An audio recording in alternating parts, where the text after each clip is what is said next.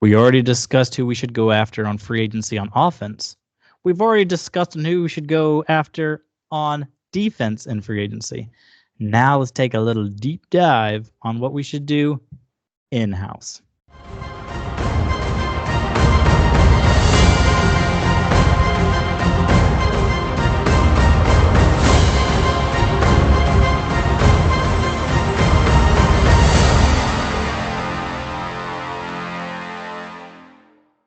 Welcome back, Titan Bros, live coming at you with another video. It's going to be exciting.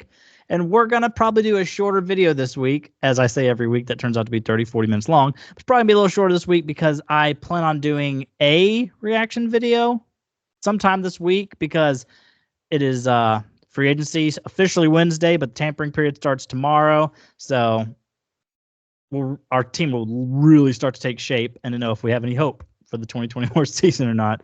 So I wouldn't be surprised if we pop on live probably Wednesday, but it's possible if we sign like 5 or 6 big name franchise changing names, doubtful, tomorrow, then we'll go ahead and let you know, maybe jump onto an instant reaction and maybe even deep dive then in the following weekend. But that's probably what's going on. That's why I'm probably going to pretty well fly through this list here. Once again, 3rd week in a row, not sponsored by, but heavily influenced by Spotrac because they have all the list of all the Tennessee Titans free agents heading into 2024. So we're just going to give them a thumbs up, thumbs down. Now, I'm going to try to not do this too much, but where you're like, oh, well, I would be okay with this person for a prize. But let's be honest, we'd be okay with almost every football player in the world for the right price. Except for Andre Dillard.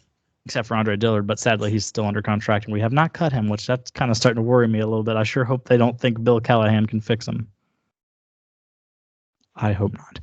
But anyways, I digress. He's not a miracle worker, you know. He's a good coach. He ain't a miracle worker. Yeah, you can't turn crap into prime rib, right? You could use that. Take that one to the bank. You can use that anytime you want to. All right. With that being said, you got anything you want to say before we hop right in? Nope. Let's get started. Okay, I'm going to start off with some names where I'm going to say like this: cornerback Chris Williamson. Ever heard of him?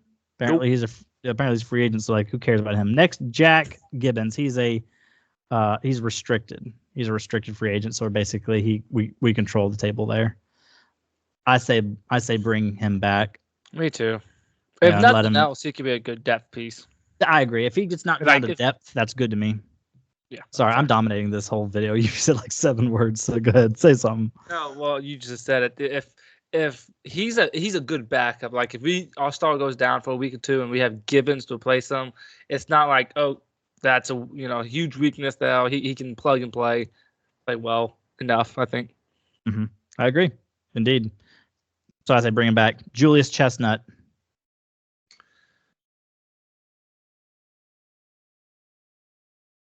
No, to be honest, I feel like you could get anyone on the free agent list that like could be just as good as him. Just a back. A back. I agree. I say whatever. No. It's like, well, if we bring him back, I'm not going to say no. But if he never walks back in the Titans facility, I won't. You're not going to be devastated. Plus, I'm pretty sure he was a Mike Vrabel guy. Mike Vrabel really liked some Julius Chestnut. So next we got Calvin Throckmorton. Remember, he was the O-line guy we trade. No, he got cut. The Panthers' plan was to cut him and then put him on their practice squad. But when they cut him, we scooped him up. He's a tackle/guard. I would be okay only bringing him back at $1 million as depth because he's played all right at time football. But honestly, I have no future plan for Throckmorton. I'm okay if he walks. Same. The names are going to get bigger, more important as the list goes on. Kayvon Wallace. He kind of was our Byard replacement. I thought he was good. Fine. Let me rephrase. I thought he was fine.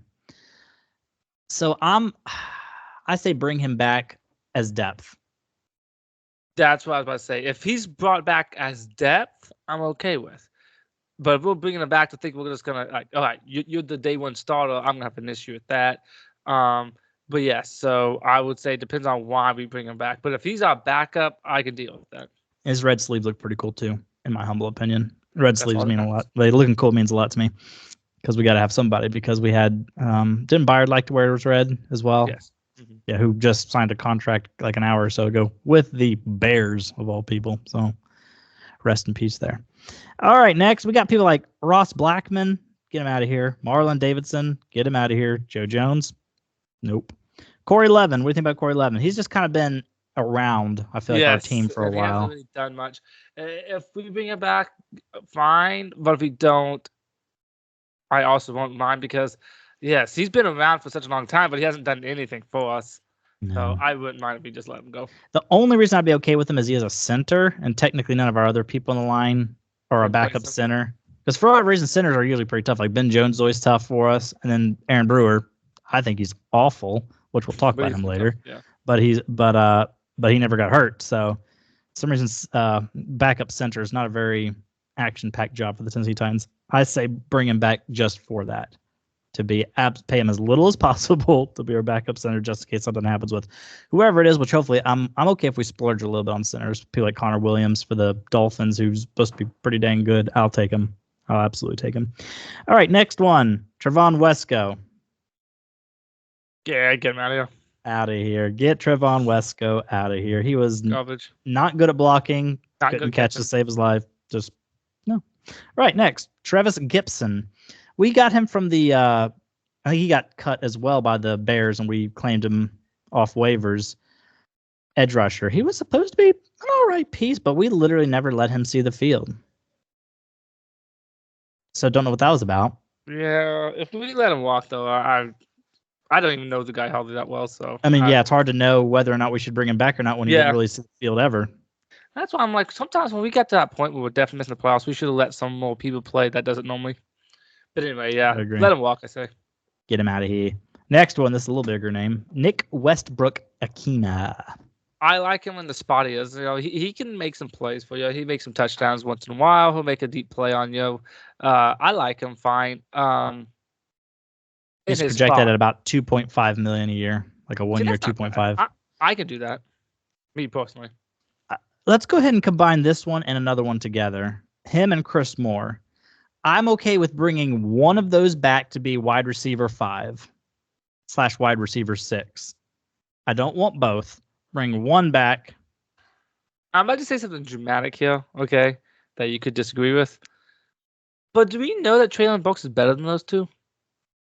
Right now, I'll take NWI definitely over Treylon Burks. I mean, sadly, let's put it this way. In his rookie year, yeah, he was definitely better than them two. Oh, yeah, okay. And that was the biggest mystery that I had with Treylon Burks. I remember I was talking about this in a couple of videos ago. Treylon Burks was good his rookie year. Almost every game he played, he led the team in receiving yards. He would go open deep. He'd take a short pass, get about 8 or 9 yards out of it, intermediate, anywhere. His problem is he just couldn't stay healthy. Then his second year, not only did he have a lot of trouble staying healthy, but when he could not catch. He didn't look like he knew how to play football anymore. Like, I don't know what happened. Couldn't get open. I don't know what happened to him. It was like a complete different person.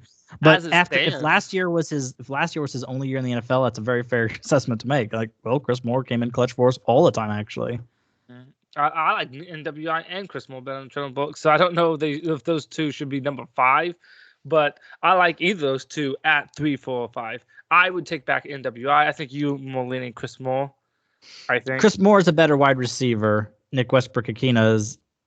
The thing about him is, he ended up getting hurt and missing the last 3 or 4 games. But before that, he was super tough. He knew every position: left side, right side, inside, outside, slot, whatever.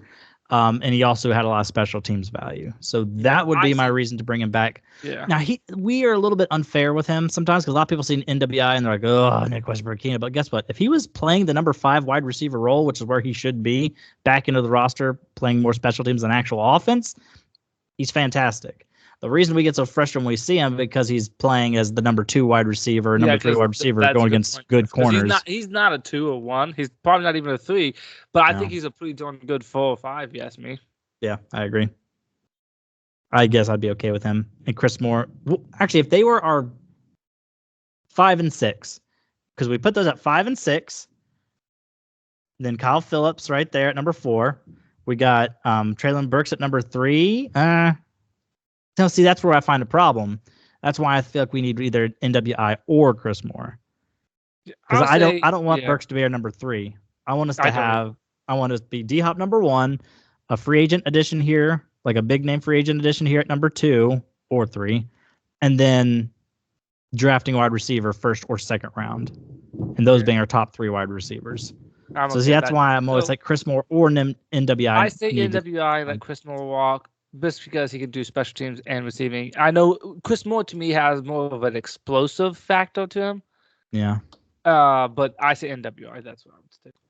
Gotcha. Now here's another thing though. It might end up being Chris Moore over NWI for a couple reasons. NWI was a big Vrabel guy. Yeah. Chris Moore got brought in by Ran. And let's be honest, Mike Vrabel valued blocking and special teams way more than he actually valued hands, routes, explosive after catch. Getting open. Yeah, getting open. Who cares about getting open as long as you can block a little bit? So it wouldn't surprise me if that happens, but at the same time, it's very possible both these guys are out the door. So, but we'll see. We'll see. Next, Chris Hubbard. I'll bring him back as a swing tackle. Yeah, because if either one gets hurt, put him in though. I'd be okay with that. Does it say how much he's projected? Like it doesn't. Okay. He only made veteran minimum. I think 1.5 million is all he made last year. So just do that again. Yes, exactly. Do that again. Because if he's our backup, I feel decent about that. Because he started off well, went down. Maybe that means he's getting older. He's got tired, beat up. Maybe. So if he's a backup, when he comes into play, hopefully he'll play like he did at the beginning of the season because he's not as beat up. Doesn't have much as wear and tear on the body. So I like him as a backup. Yeah, so bring him back. 1 year backup. He's 32. I think he'll be 33 when the season starts. So, yeah, that's a good role for him. Moving up, Christian Fulton. Oh, get him out of here. Get him out of here. And he's projected at like 6.7 a year. No. I wouldn't even give him like maybe a $1 million tryout, but he ain't going to be trying. You can strap on your cleats right now and go guard somebody better than he can. So I'll give you $6 million to go out there and try to guard. And I suffer from plantar fasciitis in my left heel, and I think I could probably cover people. Maybe not on the go routes because if these people, the athletes, just blow by me, that wouldn't be a good situation. He wasn't afraid to get beat deep either. Though. I mean, yeah, he wasn't. He just grabbed them. Is what he usually like to do, to make it where the pass looked like it was overthrown. But and then they like, oh yes, good thing it was a good pass. Then you see the flag falling. I'm like, oh yeah, Fulton must have grabbed him. He did. All right, so Fulton let him get him out of here. Well, Terrell Edmonds, he was part of that trade for Bayard. I say let him. Anything? Yeah, I say let him go. No, he didn't really do anything. I think he had a good play. I don't know if you can hear all the background noises. My daughter has a cat, and I hear my son skating over top of my head. It's funny you said that because I'm still thinking, as we speak, right above my head, I hear my son and daughter both crying their eyes out. So I hope you don't hear that.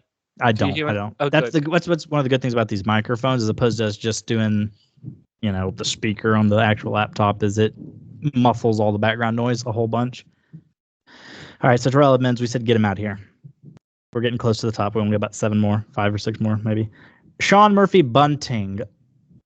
I'm okay. Bring him back for a decent price. I know you said don't use. I know you said don't use the price thing, but because we're so empty in the cornerback room right now. Yeah, so number 1 and number 2 corners gone. And I'm not gonna lie to you. Say he was great. He was not afraid to get beat, but I think he's at least average. And we gotta have some bodies in there.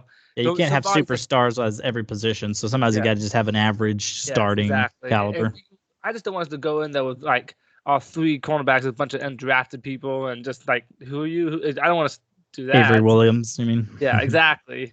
So yeah, that was Avery. No, Trey Avery. Who's Avery Williams? Trey Avery's who I meant. Is it Trey Avery? That second year, or I guess this will be his 3rd year cornerback. I think Trey Avery. Yeah, I don't know who's Avery Williams. I'll just Google that when I get done here. I agree, bring him back, but I have a feeling we won't bring him back. And the reason I say that is because we had to eat that penalty money for. That's a good point. For not re-signing him. I'm gonna say the same thing with al-Shaair later, but because we didn't re-sign him, kind of makes me. Williams is a running back for the Falcons. Why did I just pull his name out of my head? That's weird. But yeah, I say bring him back for about $6 million a year. Honestly, I would even be okay with like a 2-year, $14 million. So he's making about $7 million a year. Give him for a couple of years, and at that point, he'll be almost 30 by the time those 2 years are up, and then he can go live his life. Next, Aaron Brewer. I don't like him. He's so small. Sometimes you see him in the lineup, like you'll be standing next to Derrick Henry, and Derrick Henry is just taller, wider, and he lies on his Wikipedia or whoever does that for him. He's listed at like 290 pounds. That's not true. Does he look like he's 50 pounds heavier than Derrick Henry? He gets bull rushed. almost every single play. He's just too small. He's too small. He's too small. He could drive. Sorry, but I was hoping. I was hoping at center he wouldn't be bull rushed and beat around as much as he was at guard, but nah, he still wasn't that good. I would not be upset at all if he never steps foot back in our facility. Agreed. And in the running game, when you're pushing, that takes more strength than weight. Like you can be not weigh as much, but stronger than somebody and drive them back. And that's why he was okay. He's pretty good as a run blocker. But when you're just trying to anchor and hold the line, so to speak, when people are coming at you, weight makes a bigger difference because they can push right through you. But anyway, so I'm out on Aaron Brewer. He needs to be gone, and he was another Mike Vrabel guy, so I would suspect he's gone. Next we got our final four. Aziz Al-Shaair. He's similar to Bunting. I say bring him back for about 6 or 7, but I fear we won't because we got the dead cap hit. But that's dumb to me to let him and Bunting to go. Like bring both back, or at least one. Like both of them to me is decent. I actually think Al-Shaair is just maybe a little bit better than average if you ask me. Like I liked him pretty decent. He did miss some tackles, you said, but I liked his effort. I thought he made a lot of good plays too, though. And so I liked him. He's explosive, very aggressive. I liked him. And if we let him walk in Bunting, that's a real head scratcher to me. Here's the thing, if we let him and Jack Gibbons and Bunting and Fulton, it's like, wait, both inside linebackers and both outside corners, they're all gone? Like all of them? Like it's just too much to replace. Now it looks like our defense could be a real issue, which I'm like, defense hopefully can be decent. That's what I'm trying to figure this offense out. But there's no reason to make this defense go back to just absolutely nothing, so that's a scary question mark right now. But go ahead. But we'll see what he decides to do. But I say bring him back. I liked him. All right, next one, Danico Autry. I'm in on bringing Danico Autry back. Me too. I mean, 11.5 sacks with little to no help around him because he had like Arden Key on one side of him and Simmons was gone towards the back half of the season. You can't have too many good pass rushers. Bring him back. No. And plus he can play edge. He can play inside. He just plays all over that line. Yep, I agree. So yeah, bring him back. I'll even cough up because he made $7 million a year for the last 3 years. I'm okay with bumping up to $8 or $9 million. I mean, 11.5 sacks. I'd say he's worth it. I mean, make it even a 1-year deal because he's 33. I think he'll turn 34. Actually, I remember he's exactly 1 year older than me. Literally my birthday, even. He's 33 right now. I'm 32. Mm-hmm. But anyways, old man. So yeah. So when I turn 33 in July, he'll turn 34. So I don't want to pay him for 34 and 35. So just make it a 1-year deal. But bring him on back. But he was also a big time Robinson not draft pick, but a Robinson signing, and Vrabel really liked him. At the same time, it's hard not to like him. Yeah, there's a lot to like about him. Last two. Tannehill. Get rid of him. So yeah, if he wanted to come back as our backup, I'd be all about it. Well, yeah. But he's not going to want to do that. He's going to still try to start somewhere. Yeah, and yes, exactly. He's going to want to start somewhere. But if he's a backup, sure, I'll be okay with that. But I'll say this, though. I think he's good enough to start some crappy team. You know what I mean? I'm not going to say there's 32 quarterbacks out there better than him. So like Washington. He goes starting Washington. If the Steelers don't get Russell Wilson, he could start in Pittsburgh with Arthur Smith. To me, it makes no sense for him to say, I'm going to be a backup here. You know what I mean? So I don't expect him to want to be a backup. But if he did, then I'll say take him. Yeah, I agree. Otherwise, see ya. Have a good life. I hate to say this. We do need a decent backup because Will Levis in college and year 1 has not stayed healthy. That's scary because we had Jake Locker, Marcus Mariota, now Will Levis. At least I hope it's not Will Levis. I'm tired of injury-prone quarterbacks. So because Ryan Tannehill was about the only one who was. I say that, but technically the last 2 years of Tannehill, those cankle injuries were getting him. That's true. So anyway, what I was trying to say is we do need a backup. Mm-hmm. Someone a little better than Malik Willis, if you ask me. But Malik Willis is garbage. He don't throw the football. He just runs around the backfield, just like, oh. Okay. Yeah. Last one. King Henry. I hate to say it. Maybe my favorite Titan of all time. Him or Delaney Walker. That's weird options though. But okay, go ahead. That ship has sailed. That ship has sailed. He looked like he was losing a step. He's 30 years old. He wants a ring. And even if we have a winning record in 2024, I don't think we're ring chasing this year. He wants a ring. We're Which I trying to don't blame him. evolve. I don't blame him either, but like we're trying to evolve as a team, trying to modernize as a team. So bringing back the 30-year-old bruising, give me 20 plus carries a game running back just seems like it. New head coach. That doesn't help us get ready for the future at all. You No, know, all that does delay us another year. I agree, and it's a GM that neither drafted nor extended him. About the only thing Rand Carthon ever did for Derrick Henry was not trade him, which after winning only 6 games almost makes you wish that we had a. So yeah, I agree. I think and I'm glad to hear you say that because I actually didn't think you would say that. And I know there's a lot, and I mean a lot of Titan fans that want him back, a lot. But I think they're thinking with their heart instead of the mind, because you got to let him go. And I think everything screams let him go. He has slowed down a little bit. He had a 1,000-yard season, but he did slow down a little bit. But for him, he wants to win. We're not ready to win a Super Bowl. Okay, that's one. And two, again, all that does is puts us another year of not being able to involve the offense like we should in the 21st century offense. That's what all it's gonna do. And why have another year where we have that kind of back? You know what I mean? Yeah. Plus, Will Levis, I want to see him like Joe Burrow, just in the shotgun, spreading the ball around, just snapping it and doing a couple steps and just fire. Derrick Henry is about useless when the quarterback's in a shotgun, because Derrick Henry's at his best when he gets a full head of steam before he even gets to the line of scrimmage. Yes. And it's just not the same when you snap it and then put it in his gut. And he's not good at pass protection. He is not good at running routes. For what we need to be, Derrick Henry doesn't fit. Doesn't mean I don't like him, because obviously I do. Doesn't mean he's still not got some gas in the tank. But I think for what we are trying to do, new GM, new head coach, new everything, new philosophy. We just need to let him ride off to the sunset with that beautiful, picture perfect ending that he had against the Jags. He had a good season. I do hate his last season with us. Not the last game, but the last season with us was such a crappy year. I kind of hate that. That we didn't. I'm a little annoyed about that when I think about it, because I don't think there's any reason why we should have only won 6 games last year. But that's the past. We'll just appreciate it now because we're sitting with the 7th overall and the 38th overall. Line is bad. As bad as we was, you just don't win games. The offline is such an important position, and we were so bad. But anyway, yes, I just think it makes sense for both sides to go. It just does. It doesn't have to be ugly. It is what it is. And he don't fit our scheme, and he wants the ring, and so neither side can get what they want with each other. So I say we should split and move on with Tajay Spears, and then probably another back. I'm not saying Tajay Spears should be our number 1 back, but he should be part of the rotation. You know what I mean? Yeah, we discussed that. I think it was two videos ago. We were talking about bringing like Kareem Hunt or something else, just someone. So that's it. You got anything else you want to say before we get on out of here?